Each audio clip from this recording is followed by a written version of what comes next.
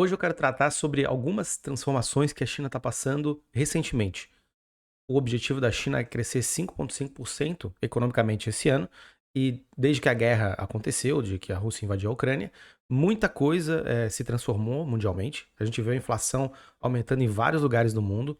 A China não tem sentido dessa forma, lá é um pouco menos, mas também tem havido impactos lá. A gente consegue ver por alguns dados que estão saindo da China em relação à indústria, em relação ao uso de energia, e a gente pode prospectar mais ou menos o que vai acontecer em relação ao crescimento dela, que vai crescer esse ano, mas talvez não seja tanto quanto a China e o governo chinês estão projetando.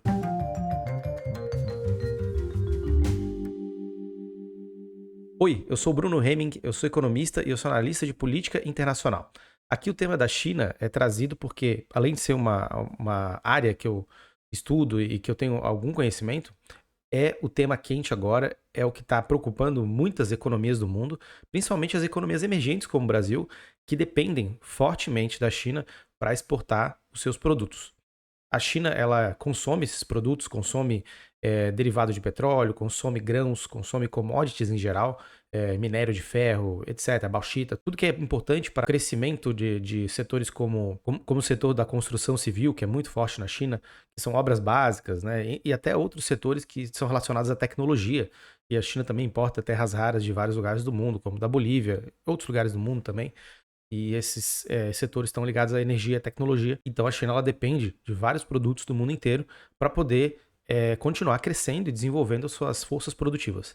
Mas o crescimento da China tem sido colocado em xeque. Por quê? Houve o lockdown de várias cidades na China, principalmente Xangai, né, que é um hub importante do mundo em relação à logística, é um porto muito importante do mundo, onde chegam e saem muitas mercadorias, e ficou fechado lá porque houve um surto de Covid. E fechando, a China impediu também que esse surto se espalhasse para o mundo inteiro. E claro, o julgamento mais substantivo disso é feito pelo governo chinês, mas o impacto a gente pode avaliar que foi bastante ruim para o resto do mundo. Mas o que está acontecendo na China em termos mais gerais, né? A gente viu aqui o crescimento, ele pode ser que não ocorra do jeito que está sendo projetado, mas outras questões estão acontecendo. Três são os elementos que eu aponto como principais aqui. O primeiro é mais geopolítico, de política internacional, o posicionamento da China no mundo. O segundo é a mudança da China em relação ao seu desenvolvimento econômico, algumas transformações que ela já está fazendo há algum tempo. E o terceiro é a questão de fluxos de investimento internacionais. Tem a ver com o segundo, né? São duas questões interligadas, mas eu vou separar aqui para falar mais especificamente, né? Brevemente, mas mais especificamente sobre os desdobramentos mais teóricos até da Belt and Road Initiative. Mas o primeiro, a OTAN, quando se reuniu em Madrid, e tem um vídeo aqui falando sobre essa questão, quando eu falo sobre a Turquia e como as coisas estão se movimentando em relação à política internacional. A China ela foi declarada pela OTAN, nesse encontro de Madrid, como uma ameaça. Isso nunca tinha ocorrido, porque sempre o esforço do Ocidente era fazer com que a China se incorporasse e fizesse parte das organizações internacionais e se amoldasse a toda uma estrutura normativa que já existe há muito tempo. Precisamente, a gente está falando aqui de pós-Bretton Woods, pós-45.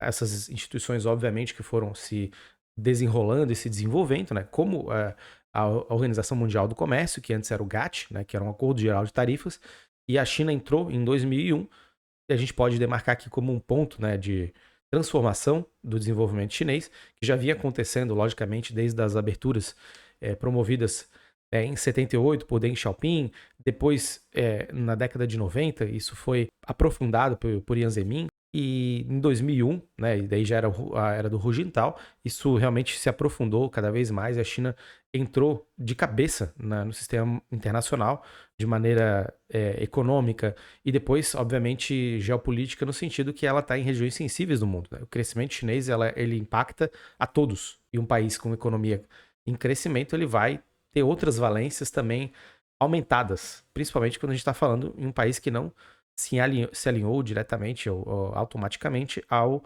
Ocidente, né? O outro contra-exemplo seria a Coreia do Sul, né? Mas, enfim, para a gente ficar aqui na China.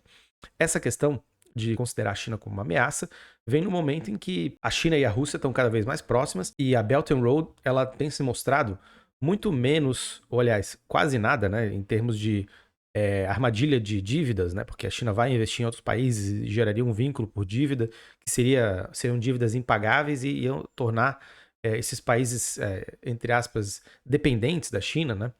Isso não aconteceu, isso não vem acontecendo. E daí eu vou transportar essa discussão mais para o final daqui dessa conversa nossa. Mas tudo isso mostra que a presença da China internacionalmente é muito grande. A China, no Mar do Sul da China, também tem colocado o seu poderio militar à prova, em teste, reivindicado algumas regiões, algumas posições. Lembrando que uma boa parte do comércio internacional é via mar, né, via navios e embarcações de logísticas, né, eles passam ali pelo Mar do Sul da China, na região do Pacífico, né, como mais geral. E a China tem um objetivo que é de certa forma, reivindicar aquela região e controlar. Né? Tem a questão de Taiwan também, eu acho que é importante, e isso tem esquentado, né, bastante as discussões. A Nancy Pelosi, que é uma liderança no Congresso estadunidense do Partido Democratas, falou que a Taiwan, e isso azedou um pouco o clima, e a China respondeu prontamente, falou que ia tomar medidas drásticas, e agora os Estados Unidos ficou em silêncio por um tempo, né, e isso quer dizer que as coisas estão sendo repensadas, mas também não vão ser vocalizadas na forma de uma sinalização de fraqueza, né? Mas tudo isso, né? São muitas coisas, né? Acho que cada uma vale um vídeo, cada uma vale uma discussão muito maior do que o que eu estou fazendo aqui, mas a gente tem que entender que a política internacional, né, e a forma como ela vem se desenvolvendo, seus vários aspectos em vários setores, ela está colocando a China em uma outra posição. E a questão econômica e a questão do crescimento econômico para esse ano é o outro ponto, é o segundo ponto que eu vou abordar aqui. A geração de energia na China cresceu, mas muito pouco, de uma queda de 3,3% foi para 1,5%. E a produção industrial, ela tem decrescido, né, nesse ano, nos últimos meses. E no mês de julho ela cresceu 1,5%, se eu não me engano. Mas o que isso quer dizer? Que a China está lutando para conseguir fazer o seu crescimento atingir o nível que ela deseja, né, que ela colocou ali como seu objetivo, seu alvo. Mas é complicado, porque o mundo todo está sofrendo com a inflação e com a baixa perspectiva de crescimento. O Brasil também, mas aqui o Brasil tem suas questões mais específicas, né, que não vale a pena entrar agora, mas que são impactadas diretamente pela questão do combustível e da energia. A mudança, por exemplo, que o presidente fez em relação à tributação do combustível fez com que outra perspectiva para o crescimento econômico viesse. Daí aqui eu vou colocar uma outra questão, que é uma mudança mais estrutural e macro da China. A China ela vem tentando fazer duas coisas. A primeira é mudar a sua dinâmica de crescimento econômico, que antes era muito mais voltada à exportação de produtos, né? Alguns chamam isso de modelo export-led, ou liderado pelas exportações, e fazendo uma transformação para uma melhoria, né, do mercado interno.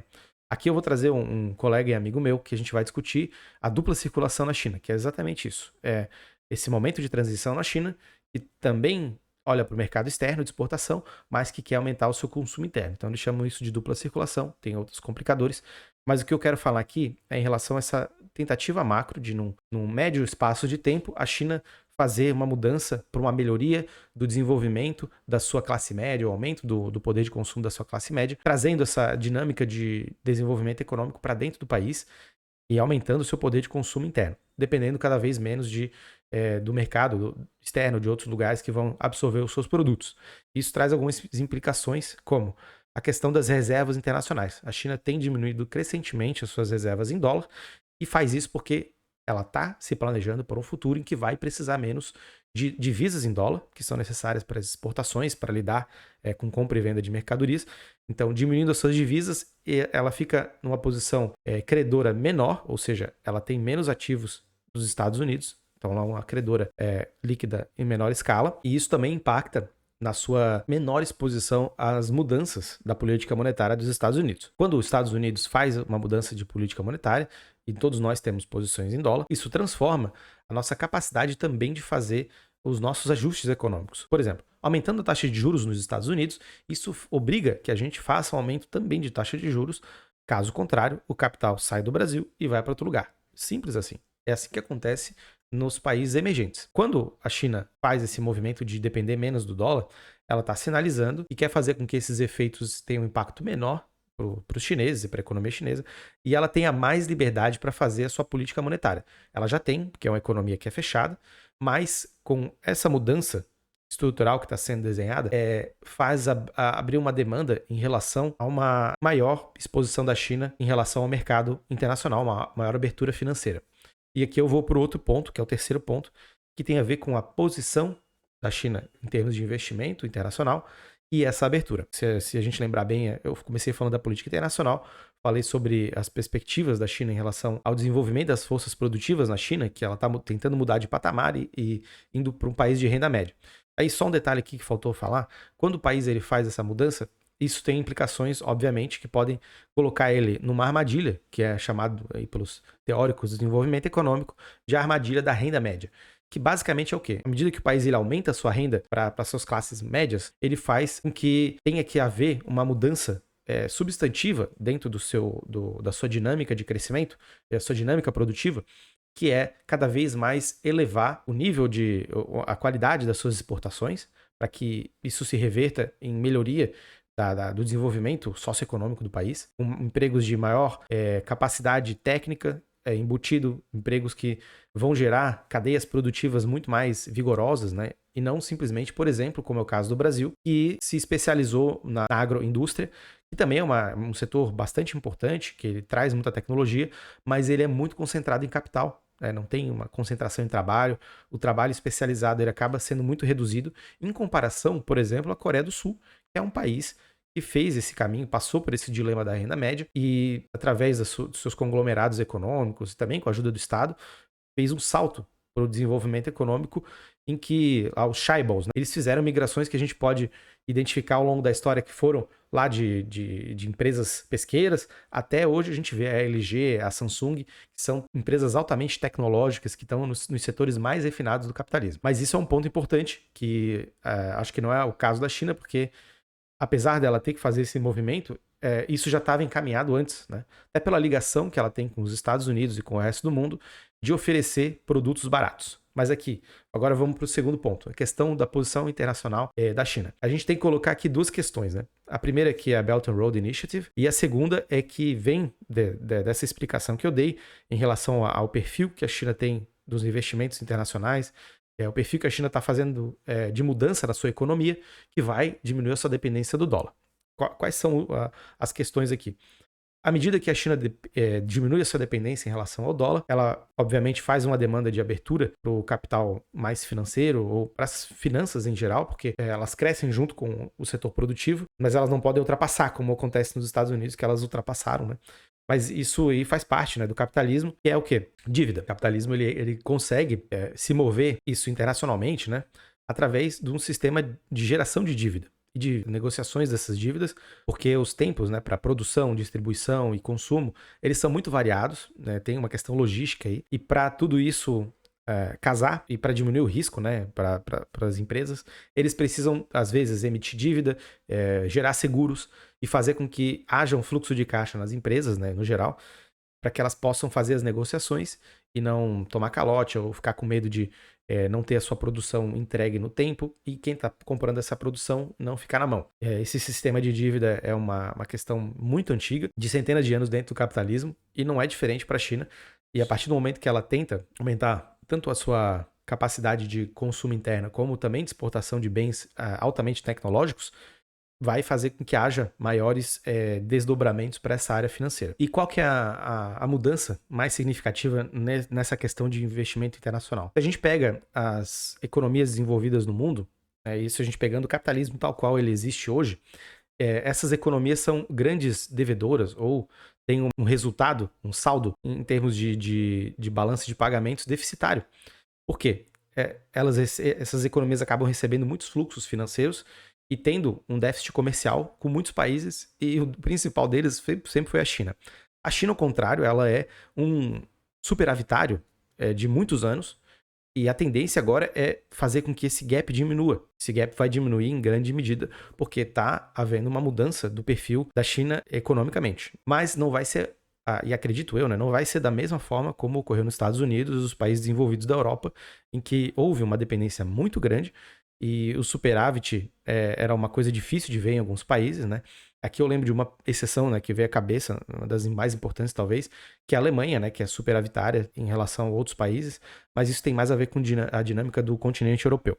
A China, ela é superavitária num nível muito grande, um dos seus maiores desequilíbrios comerciais, digamos assim, é em relação aos Estados Unidos, e essa mudança que a China está se propondo e os Estados Unidos também têm as suas proposições de mudança. Aqui eu tratei em outros vídeos, né? Só fazer um flix aqui do canal que vocês conseguem achar. Mas a mudança da China vai impactar, sim, essa relação de superávit e déficit, né? Ou seja, vai haver uma compressão da balança de pagamento chinesa, porque ela vai ter que privilegiar o seu mercado interno e ela também não vai querer tomar posições muito ousadas em termos financeiros, ou seja, fazer com que o capital entre com muito vigor na China, o capital financeiro, fazendo uma pressão financeira, criando mecanismos de desequilíbrio financeiro que a gente conhece muito bem, que são inerentes ao capitalismo. Né? E a Belt and Road Initiative, ela está congregada nisso, né? Isso é uma hipótese aí que eu trago, ela está agregada e congregada com isso, na medida em que ela é uma forma de investimento produtivo.